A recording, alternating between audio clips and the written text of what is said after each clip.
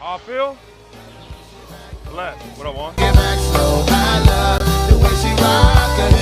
I love the way she move it, shake it on me. When she cry for him, the shawty is the winner. You can tell that shawty's no beginner. She's confident. I love the way she move it. YouTube, what's going on? It's Warren Gotti here. We another Washington Commanders video, and in today's video, I'm coming on here with the video where we're going to be reacting to Josh Harris's press conference today when a lot has transpired. Not only has Ron Rivera been fired, but we've hired 2 new front office personnel, and a lot of people are confused. Is Bob Myers the GM, or what does this advisory role really mean? What role are these guys really playing here in Washington? So hopefully owner Josh Harris can answer those questions that we may have, because it is a confusing thing.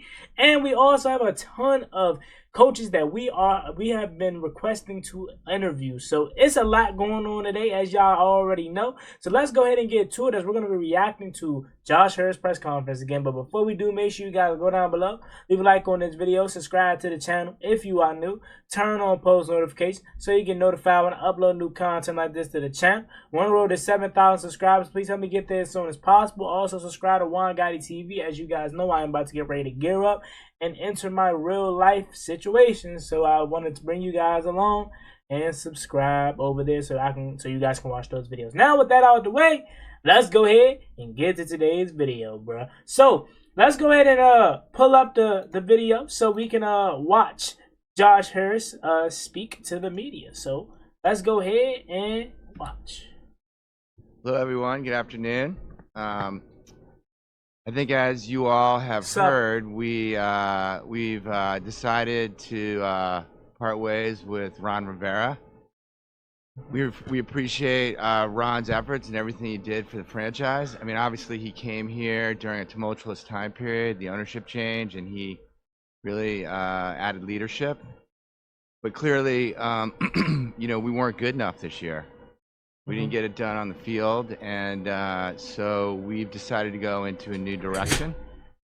And I think, as you probably heard, I'm going to be leading that search, both for a head of football operations as well as a head coach. And I'm going to be assisted by my partners, Irvin Magic Johnson, Mitch Rails, and David Blitzer, as well as a couple very well-known sports executives, Bob Myers, who I've known for many years and have a tremendous amount of respect for, and Rick Spielman, who obviously is a 30-year football executive of the year, obviously 10 years with the Vikings. You know, obviously Bob Myers built one of the amazing sports teams of the last decade in the Golden State Warriors. They were tough to compete with, so I got to know him. And, you know, even though this season was hard for me and hard for us, it's hard to win 4 games. From my point of view, we are coming out of this with poised for a great future. A lot of draft capital, a lot of cap space, and I'm lucky enough to be supported by an amazing ownership group, and obviously we think we're an attractive destination for the next generation of leadership. And so this is probably amongst the most important jobs I have as a managing partner, and important that I do this personally and get this right, and that we bring in the right leadership. So with that, I will open it up to whatever questions you might have. Thank you. Josh, John Kine, ESPN. Curious with Bob and Rick, know the resumes. What is it about them personally that made you want them to get involved, and what will their roles be beyond this search? Yeah, so obviously I'll start with Bob. You know, Bob Myers is a winner. Like, who wouldn't want him on your team trying to help your franchise? He knows how to identify talent. He knows how to build winning franchises, winning cultures. I mean, he's obviously not a football person. He's not been around football, but he's an amazing sports executive, and I'm, you know, really happy to have him helping. He'll be around as an advisor to me. He's not going to be involved with the X's and O's, but he'll be involved through the search process and beyond. as it relates to the Washington Commanders, helping us build an amazing franchise, an amazing culture, and a winning culture. So let me jump in right quick, Mr. Hurst. So that answers a lot of you guys' questions and mine, because when I made the video earlier, a lot of people were confused, including myself. I was like, I don't know what his role directly is going to be. And a lot of people was in the comment section saying typical Washington stuff, hiring a basketball guy has nothing to do with football guys. Listen, it don't matter. I understand the sports are different, but if you a winner, you a winner, bro. It don't matter if you playing football, hockey, baseball, whatever. If you know how to win, you know how to win, and it's gonna translate wherever you go. So him being a basketball man had nothing to do with me, in my opinion, of how I felt about him. I was more so wondering what was his role going to be. You know what I'm saying? Is he going to be the GM? Is he going to be the president of football operations? What his role is was unclear. But now we know it's an advisory role, so he is not the general manager. He's not the football player of operations. He's none of that. He's basically just assisting, like Josh Hurst said, in the coaching search, and we'll see what goes on beyond that. Obviously, Rick Spielman brings a wealth of football knowledge, the ins and outs of football. He was executive of the year with the Vikings, with many other teams, and kind of brings that knowledge of football that you need, when you're interviewing candidates. And so he's going to be helping us through the search process, and we'll see after that. I'm not sure. Hi, Josh. Nikki Jabala with Washington Post. How do you envision the general structure for the front office? You mentioned obviously the head of football operations, but what is your vision for the structure, and then what are you looking for in candidates to fill that role?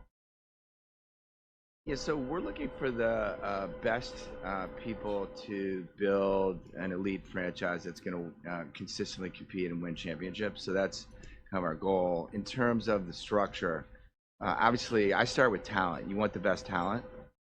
And sometimes, you let the talent just sort of influence the structure. But my orientation obviously is that being the head of football operations, being in essence in that lead role, that's an 80-hour-a-week job. Being a head coach, that's an 80-hour-a-week job. I think there are two roles there.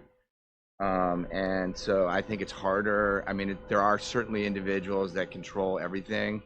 I think it's increasingly hard. So my orientation is not to do that. But on the other hand, I'm going to really be somewhat flexible around talent. That's kind of how I'm gonna think about it, and I hope that answered your question a bit. Hey, Josh, David Aldridge with The Athletic. What about Bob's skill set made you think he could transition across sports to be helpful to you as you start this process? Yeah, I think that he started off, with a he started off as a UCLA basketball player winning a national championship. So he started with that. He's been a winner everywhere where he's gone. But then he was a sports agent, so he knows everyone in sports. He knows a lot of agents. Many agents, as you know, cross sports, not all, but some. A lot of the agents, he's run, multiple processes to select talent. He knows how to engage with talent. And then obviously, the Golden State Warriors' success speaks for itself. They started off as a franchise that was struggling a bit, and they've emerged as 4-time NBA champions. And he's been able to keep a collection of stars there together for a long period of time. So, look, like I said at the beginning, I think he's gonna be super helpful. Hey, Josh, JP Finley with NBC4 and 106.7 The Fan. A lot of reporting today about requests for interviews all over the league, coach and GM positions. Ideally, what's your timeline for all this, and what's the timeline for the folks that are still here when they kind of find out their future? Yeah, so I'm going to run a thorough but rapid process. obviously, we need the next leadership here because we got a lot of work to do. We have the draft, we have the off season, we have a lot of draft capital that we need to get prepared for. Ultimately free agency, combines. But on the other hand, this is a really important decision. And so it's going to be a rapid but thorough process. Ideally, you would have the head of the front office in place before you ultimately select a coach, because obviously that's important.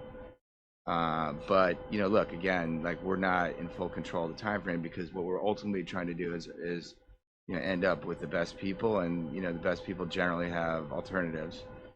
So that's what I would say in terms of. I spoke with the front office leadership and the coaching staff, some of the coaches today, and I appreciate that from their point of view. There's uncertainty, but I've just asked them to be a part, to bear with us, and to just to do their jobs right, to continue to run the football team, and everyone to a person has said that they care about the club, they care about the franchise. And that they want to be part of the solution. And so, obviously, without the head coach and without the head of the front office in place, there's some uncertainty for them, and I respect that and am sympathetic to it. But on the other hand, they're professionals, and so we're working through it. And I want to quickly say this. Something tells me he already knows who he wants. And I know Ben Johnson was like the first name that was out there. So that tells me, like, in my opinion, that's who he wants the most. I've yet to see if they have reached out to Bobby Sloak, who y'all know that's my guy, who I want. Mike McDonald, Aaron Glenn. They're interviewing everybody. Like, people are Raheem Morris. People are like frustrated because they're interviewing a lot of people, but I'm like, do that. Like, interview Aaron Glenn. Even if you don't want Aaron Glenn, interview Aaron Glenn, so you could potentially be, while interviewing him, you could be asking him slight little questions about Ben Johnson, because the whole time you really want Ben Johnson, but you want to see how this guy is from other people's point of view. You know what I'm saying? Interview what's his name, Weaver in Baltimore, because you don't really probably want Weaver, but you want Mike McDonald, but you want to learn what kind of person Mike McDonald is. You know what I'm saying? So interview everybody. I don't care if it's the special teams coordinator, for whoever. Interview everybody. Do your homework. I love this approach. I really do. Don't just interview the 4 guys that everybody know and want. Interview anybody, because the guy that we least expect could very well be the head coach of this team. It could very well be an assistant linebackers coach that turns around to be the head coach. We never know, right? Like, before the Eagles got Nick Sirianni, who the heck really knew who Nick Sirianni was, bruh? Before Dan Campbell became the head coach, Dennis Allen, became the head coach of, I think it actually might be Dan Campbell. Before Dan Campbell became the head coach of the Lions, who really knew who Dan Campbell was unless you was a Saints fan? Because I think he was the special teams coordinator. Like, these guys, just because we are expecting a popular name, don't mean you could turn your nose down at these other guys. Like, it don't matter if they don't have experience or not. How else do you expect them to get experience? By coaching. Just how these rookie players need experience by playing. Don't turn your nose down to a guy with no experience because you're afraid that he doesn't know what he's doing. You don't know unless you try, man. That's all I'm going to say. Hey, Josh. Ben Standig with The Athletic. You famously with the Sixers were willing to take a slower rebuild to get things where you wanted them to be, with coming off a 4-13 season. How open are you to being patient with a rebuild, or do you see this being more of a quicker turnaround? Yeah, listen, this was not a fun season for the ownership group. I mean, we're right there with the fans in terms of sweating every loss. And so, I mean, obviously, if we could write the script, it would be a quick turnaround. But on the other hand, you have to make long-term decisions and do things in a very, one person at a time, one athlete at a time. And so sometimes they take longer, right? So I think what my view is that we want it to be as quick as we can, but the ultimate goal, right, is to be an elite team that's competing for championships. And so, I find that when you do things quickly, sometimes you set yourself back. And so my orientation is to make the right decisions and let the time frame take its own course. I mean, obviously, I want a winning franchise quickly, but on the other hand, for me, it's about making the right decisions. Michael Phillips, Washington Times, and 910 The Fan. You've spent a year now with the Commanders, the branding, the name. Have you had discussions about where to go from there, and what have those been like in terms of the name and the branding? Yeah, as you can see, we're a little busy. you know, in addition to basically picking a new head of the front office, a new coach, and I see Mark in the front there. We're busy at work, working on the next improvements to our stadium in terms of fan experience, in terms of premium areas, and fixing a lot of different things and investing in the stadium. We're going to be rolling out a big investment program in the next few weeks, and there's an enormous amount of detail that the business staff and, you know, some of the ownership group are working on. And then we've got obviously our new home and thinking about that. And so right now our focus today is on sports first and foremost, and then these other things. And so you know, those are our focuses right now. Long story short, we're the Washington Commanders. I know a lot of y'all do not like that name, and a lot of y'all are hoping we can change. Bro, if we were changing the name, I'm not necessarily saying he would have just came on and said, yeah, we're changing the name, but he would have probably been like, well, it's something to consider, but he didn't even say that. Bro, he basically just danced around it and said we worried about other things without basically saying no. Because obviously you want to leave that door open for curiosity. But bro, we're the Commanders, and please just accept that, guys. Please. The name is not that serious, bro. It is not that serious.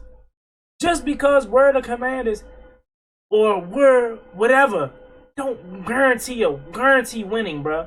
So you want us to change the name and we still go 4-13. How you gonna feel?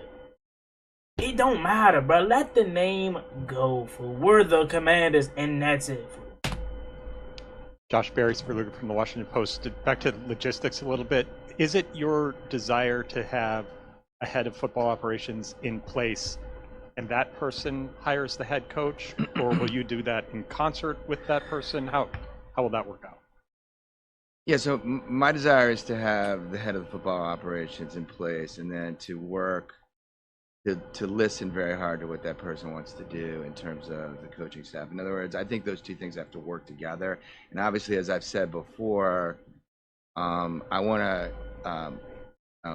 you know, get the best talent here and then hold them accountable and work with them, right? So what that person wants to do or not do is really important in our decision process. Doesn't mean that you are not involved in it, but it means that you're, you know, to a large extent, you're relying on that person to bring a series of candidates to the table. And so that would be my ideal scenario. On the other hand, you know, there are we have to move quickly here, so it's not perfect, but that's my orientation. Hey Josh, Sam Fortier with the Washington Post. How many candidates do you expect to interview for each position, and are the stakes higher because of how this year went?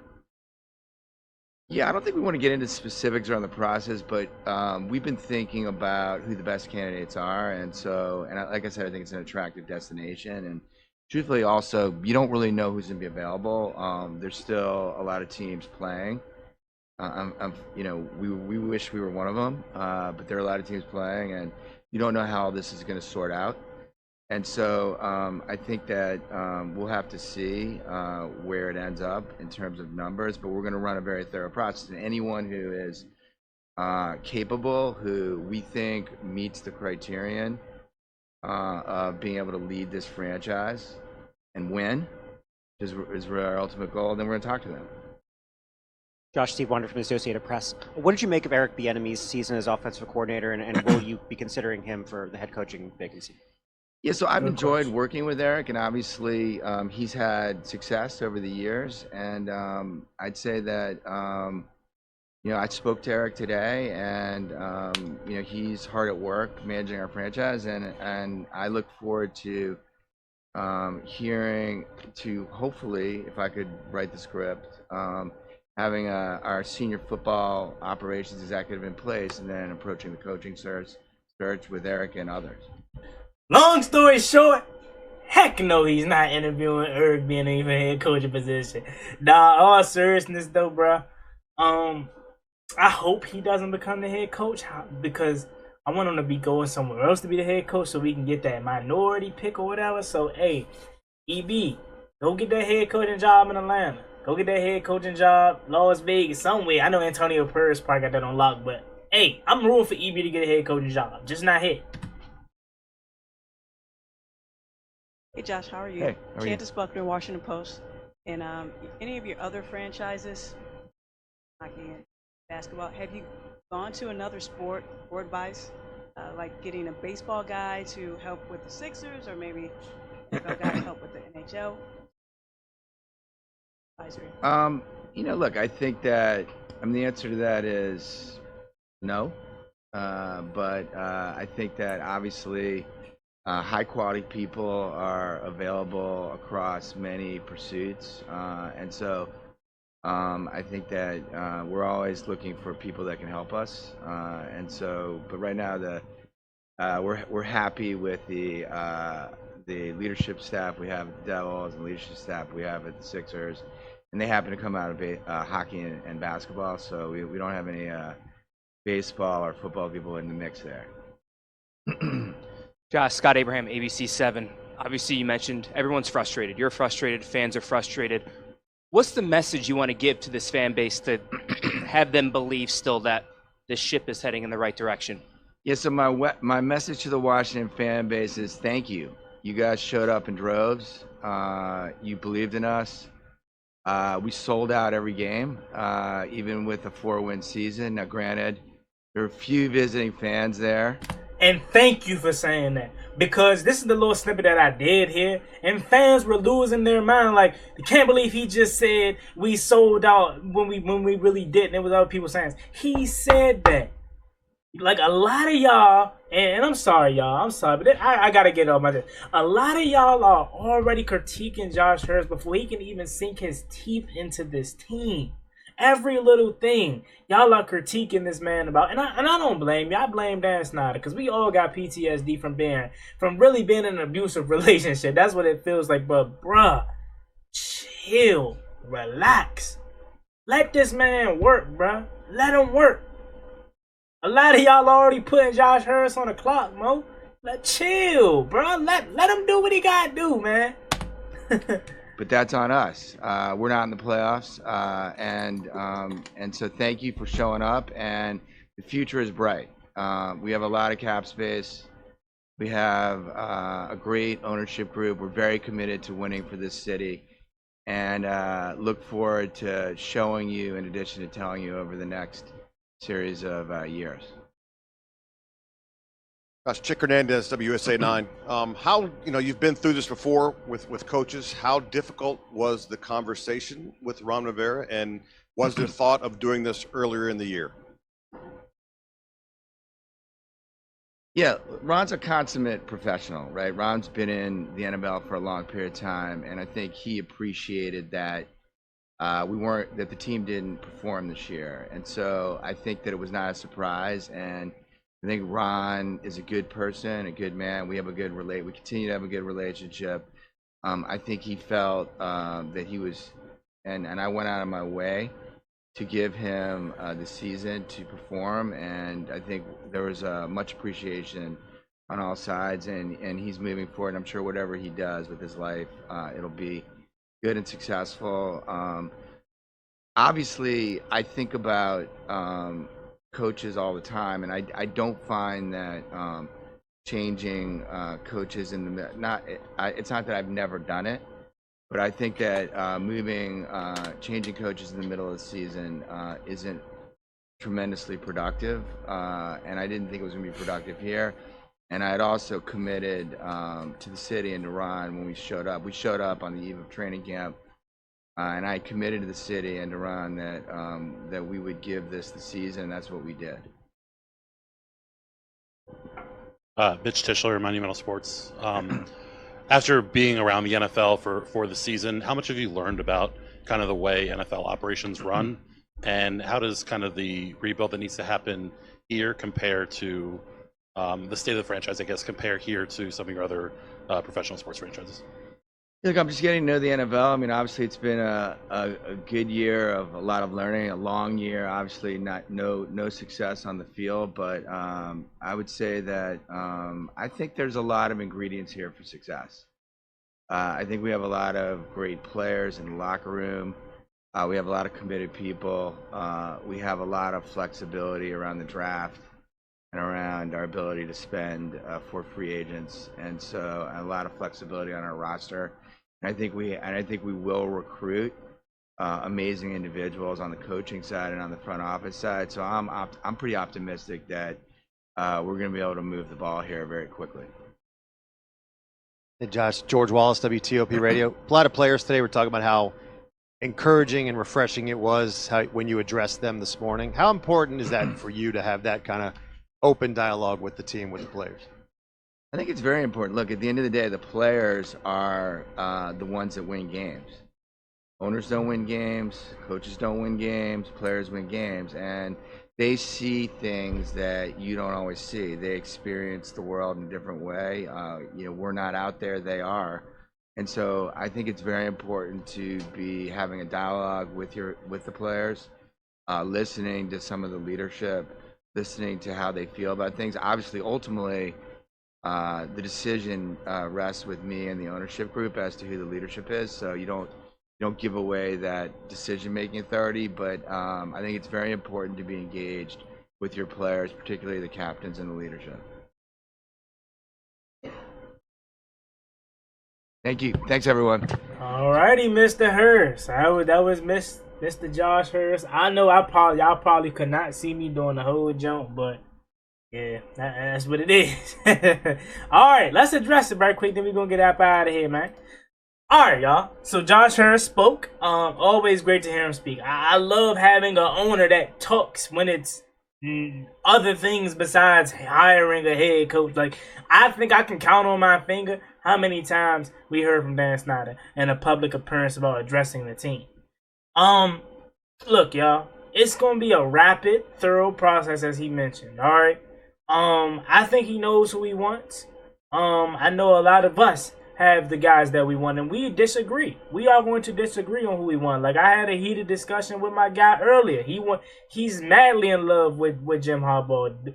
Do I hate his point? Nah, I don't hate his point. I don't disagree with him wanting Jim Harbaugh, but we all got our different preferences. You know what I'm saying? So at the end of the day, no matter who becomes the head coach of this team, no matter who becomes the GM of this team, we're gonna all root for it.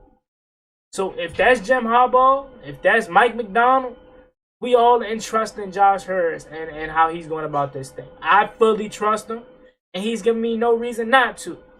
So I'm excited where we're going. This is just the start, and we already breaking the door down with a boom. I can't wait, and I really hope these teams lose, man. I hope, and this sucks because Detroit, they're a young team. But for the sake of me wanting to interview Ben Johnson as fast as possible, I need them to go ahead and lose, right? Baltimore, they got a first round bye, so they really don't matter.